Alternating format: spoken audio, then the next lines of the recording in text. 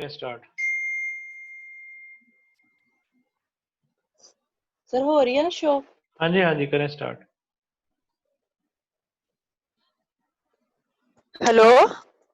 Ji start In करें the आप। name of Allah, who is the most merciful and most beneficent, respected teacher and my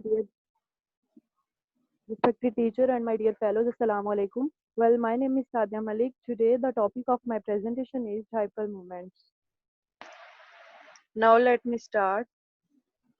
Content: dipole moments, polar and non-polar covalent bond represented unit examples, and how find molecule polar mu net charge 0 examples. So, first of all, I will discuss dipole moments and determination of polar and non-polar molecule. तो सबसे पहले हम discuss करेंगे dipole moments को कि हम लोग dipole moments के बेसिक्स से पता करेंगे कि कौन सा कंपाउंड जो है वो पोलर है और कौन सा जो है वो नॉन पोलर है। तो बेसिकली डाइपल मोमेंट को जानने से पहले हमें पोलर कोवेलेंट बॉन्ड और नॉन पोलर कोवेलेंट बॉन्ड के बारे में पता होना चाहिए। तो उसकी बेसिक्स को जानते हैं, क्योंकि डाइपल मोमेंट को तभी समझ पाएंगे जब पोलर और नॉन पोलर कोवेलेंट बॉन्ड को समझा होगा। तो सबसे पहले हम देखते हैं पोलर कोवेलेंट बॉन्ड।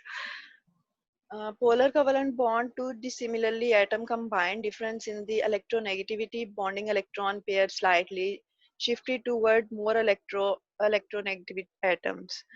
इसमें बेसिकली मतलब ये है कि इसे बनाते हैं तब बनाते हैं जब दो डिसिमिलर एटम जो है वो कंबाइन होते हैं। फॉर एग्जांपल इसमें एग्जांपल दिया है कि एक क्लोरीन ले लिया और एक जो है वो हाइड्रोजन, और जब डिसिमिलर एटम होंगे तो इनकी इलेक्ट्रोनेगेटिविटी जो है उसमें कुछ डिफरेंस आएगा। हाइड्रोजन के केस में होगा कि हाइड्रोजन के केस में और क्लोरीन के केस में ये होगा कि क्लोरीन की इलेक्ट्रोनेगेटिविटी ज्यादा होगी, तो जो बॉन्डिंग इलेक्ट्रॉन है वो बिल्कुल मिडल में है। ये जो सामने ऊपर एग्जांपल है पोलर कोवेलेंट बॉन्ड के नीचे जो है, तो मिडल में है, उस एटम की तरफ ज्यादा होगा जो एटम ज्यादा इलेक्ट्रोनेगेटिविटी में है, और इसमें यहाँ पे उनकी बॉन्डिंग इलेक्ट्रॉन जो है वो क्लोरीन की तरफ जो है वो शिफ्ट हो रही है। जैसे कि बॉन्डिंग इलेक्ट्रॉन क्लोरीन की तरफ से थोड़ा थोड़ा सा शिफ्ट होगा तो क्लोरीन पे जो पार्शियल नेगेटिव चार्ज होगा और हाइड्रोजन पे जो है वो पार्शियल पॉजिटिव चार्ज आ जाएगा।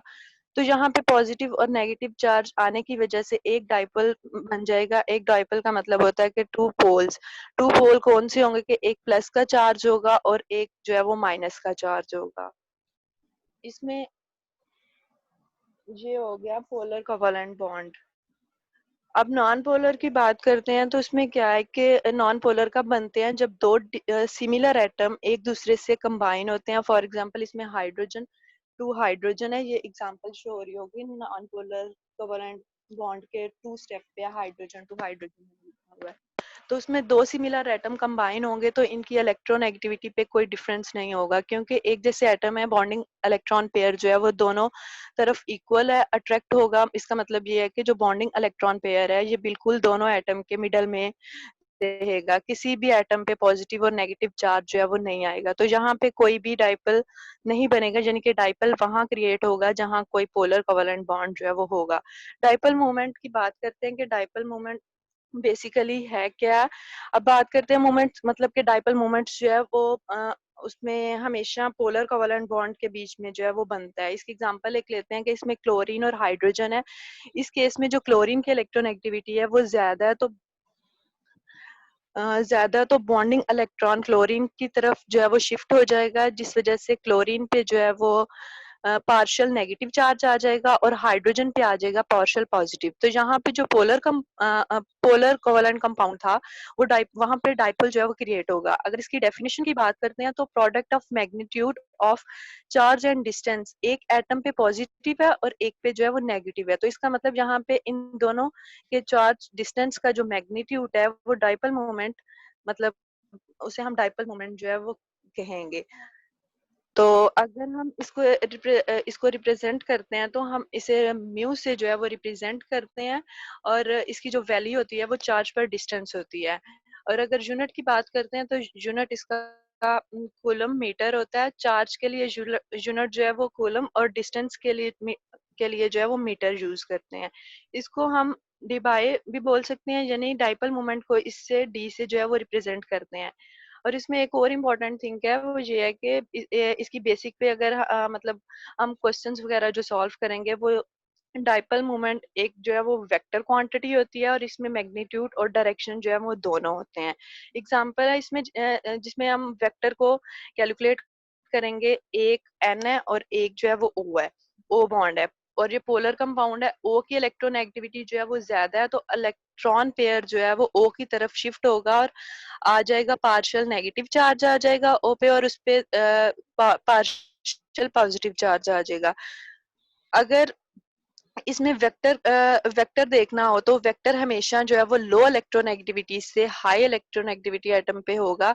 इस तरह से इसे रिप्रेजेंट करेंगे। ये जो एरो शो हो रहा है, एरो, ये जो हाई इलेक्ट्रोनेगेटिविटी मैंने लिखा हुआ है, इसमें जो एरो शो कर रही हूँ उस पे कट जो किया हुआ है, एक एरो से हमने जो कट किया हुआ है, वो इसको जो है वो रिप्रेजेंट करेंगे। मान लिया कि एक एटम जो है, एटम और उसके साथ जो लोन पेयर है, ये थर्ड स्टेप पे, ये जो इसका मतलब इसके साथ लोन पेयर जुड़ा हुआ है, उसमें वेक्टर की जो डायरेक्शन है वो एटम से लोन पेयर की तरफ है, इस तरह मतलब बनेगी, यानी कि इस वेक्टर की कोई मतलब कोई जो मैग्नीट्यूड है वो इसमें कोई मैग्नीट्यूड होगा जिससे हम म्यू से रिप्रेजेंट करेंगे।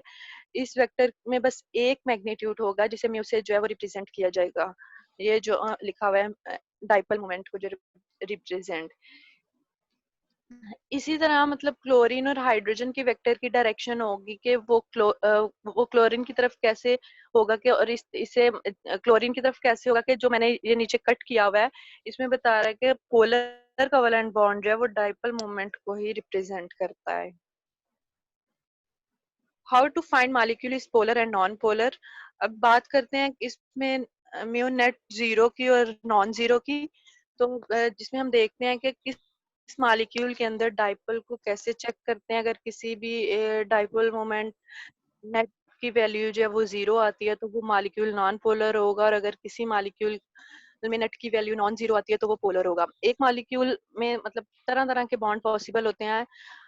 अ, हर बॉन्ड जो है वो मतलब हर बॉन्ड को अपना अपना डाइपोल मोमेंट जो है वो होता है, लेकिन अगर इसमें ओवरऑल डाइपोल मोमेंट जो है वो जीरो आता है तो मॉलिक्यूल जो है वो नॉन पोलर होगा, और अगर नॉन जीरो आता है तो वो जो है वो मॉलिक्यूल जो है वो पोलर होगा। एग्जांपल लेते हैं इसमें ए से बी की तरफ, ये जो एग्जांपल दी गई है इसमें ये है कि दो एटम है जो बी दो एटम है जो कि बी के इलेक्ट्रोनेगेटिविटी ए से ज्यादा है, तो बी पे जो है वो पार्शियल नेगेटिव होगा और ए पे जो है वो पार्शियल पॉजिटिव होगा। जो वेक्टर होगा वो जीरो होगा। ए से बी की तरफ ऐसे रिप्रेजेंट करेंगे तो वैल्यू जो है वो आएगी म्यू। म्यू की जो वैल्यू होगी वो म्यू नॉन जीरो आएगा, मतलब कि mu will not be zero, ये पोलर होगा।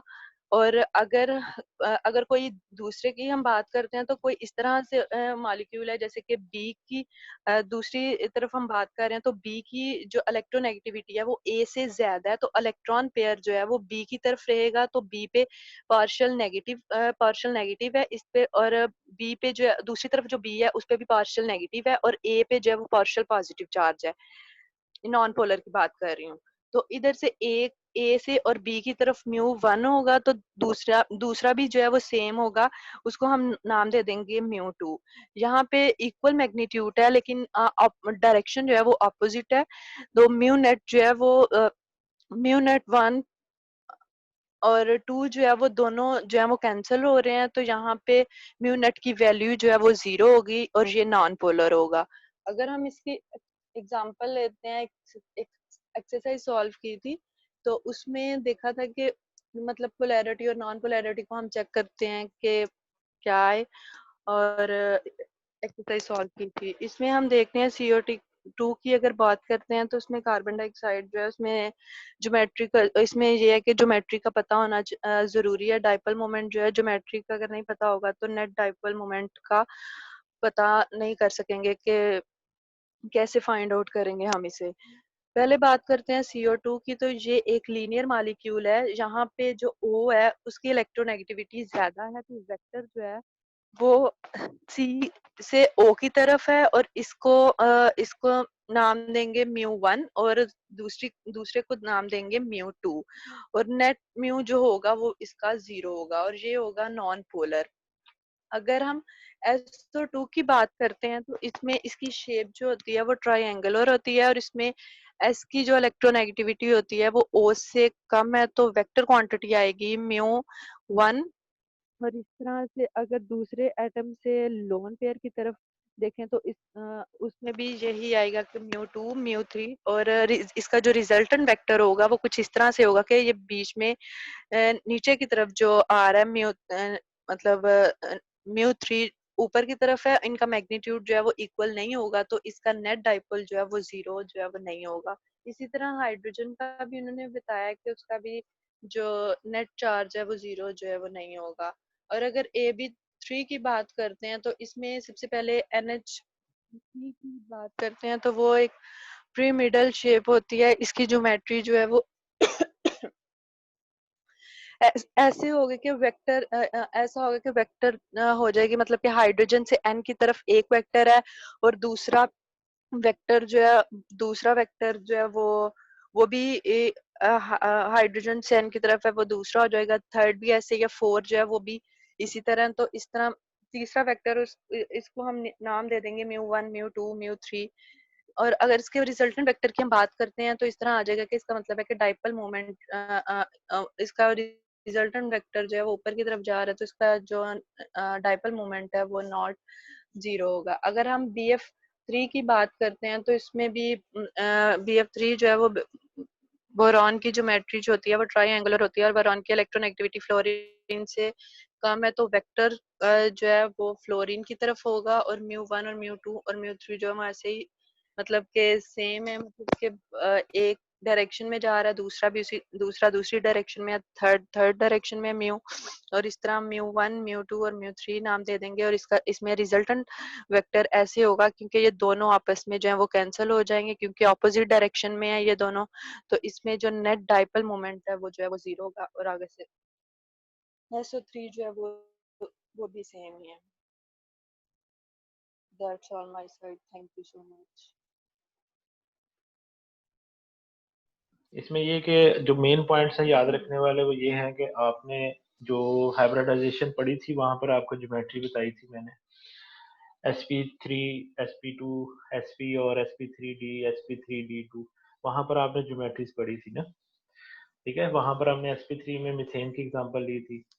तो इस तरह का जो बैलेंस स्ट्रक्चर होता है जिसमें कोई लोन पेयर ना हो, वहां पर भी डाइपोल मोमेंट जो है वो 0 ही होगा। हालांकि अगर आप देखा जाए तो डाइपोल मोमेंट के लिए दोनों डायरेक्शन में अगर इक्वल है, पुल चार्ज भी बराबर है, तो नेट डाइपोल मोमेंट जो है वो 0 होगा। लेकिन अगर इक्वल नहीं है, जैसे आपने BF3 की एग्जांपल ली, वहां पर भी इक्वली नजर आ रहा था, तीन डायरेक्शन में पुल हो रहा है एक जैसा, तो दरमियान में उसके ऊपर जो लोड है वो कोई नहीं है, मतलब चार्ज का वो बैलेंस हो रहे हैं तीनों डायरेक्शन में, तो वो 0 आया। लेकिन CH4 की एग्जांपल में देखें तो तीन नीचे को एक ऊपर है, तो वो भी बैलेंस स्ट्रक्चर है। इसी तरह से जो ट्राइगोनल बाइपिरामिडल है स्ट्रक्चर, वो भी बैलेंस है। इस तरह की जो स्ट्रक्चर जितनी भी होंगी, अगर आप तो आपने सिर्फ ये देखना है, वहां पर आपको Z निकालने का तरीका बताया था। और हाइब्रिडाइजेशन में भी अगर बैलेंस स्ट्रक्चर हो, और फॉर एग्जांपल जैसे टेट्राहीड्रल ज्योमेट्री है मीथेन की, लेकिन टेट्राहीड्रल ज्योमेट्री वाटर की भी थी, टेट्राहीड्रल ज्योमेट्री अमोनिया की भी थी, लेकिन अमोनिया में जो एक H था वहां पर लोन पेयर लगा हुआ था। सेम इसी तरीके से वाटर के केस में दो लोन पेयर लगे हुए, तो टेट्राहीड्रल ज्योमेट्री तो थी, लेकिन उसकी जो शेप बन रही थी वो डिफरेंट बन रही थी। अमोनिया में वो पिरामिडल स्ट्रक्चर बन रहा था, वाटर के केस में बेंट वी स्ट्रक्चर बन रहा था। याद है हाइब्रिडाइजेशन, आपने याद की होगी जब आपको टेस्ट भी लिया, क्विज भी लिया। तो उस केस में डाइपोल मोमेंट 0 नहीं होगा। लेकिन अगर लोन पेयर ना हो, सारे के सारे बॉन्ड पेयर हो, तो फिर नेट डाइपोल मोमेंट जो है उस ज्योमेट्री की बेस पे, जो मैक्सिमम रिपल्शन की बेस पे जो एक स्ट्रक्चर बन रहा होता है, उसमें डाइपोल मोमेंट 0 होता है। ठीक है, ठीक। और पोलर कंपाउंड्स में होता है। और जी सर। जो आप लोगों ने अभी एग्जांपल्स भी देखी उसमें ये कि इसकी डायरेक्शन जो है वो लो इलेक्ट्रोनेगेटिविटी से हायर इलेक्ट्रोनेगेटिविटी की तरफ होती है। वेक्टर क्वांटिटी होती है ऐसी क्वांटिटी जिसकी डायरेक्शन हो, ठीक है।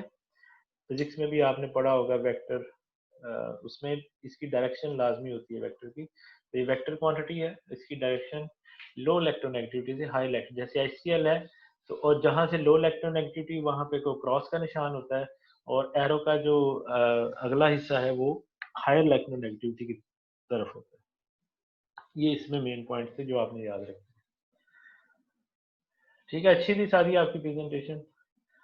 और ये आप मुझे वो जो मैंने आपको कल कहा था कि इसमें आप थोड़ा सा वो देख लें कि इसकी कैलकुलेशन कैसे करते हैं, अगर वो चार्ज की कैलकुलेशन कैसे करते हैं वो आप सर ऐड आवाज करके। कट गई थी, क्या कह रहे हैं? मैं कहा जो चार्ज की कैलकुलेशन थी ना, जो इसकी कैसे करनी है और किस तरीके से इसको, वो आप जी जरा जी। चेक करके फिर मुझे आप जो है ना टोटल ये फिर भेज दीजिएगा, ईमेल कर दीजिएगा।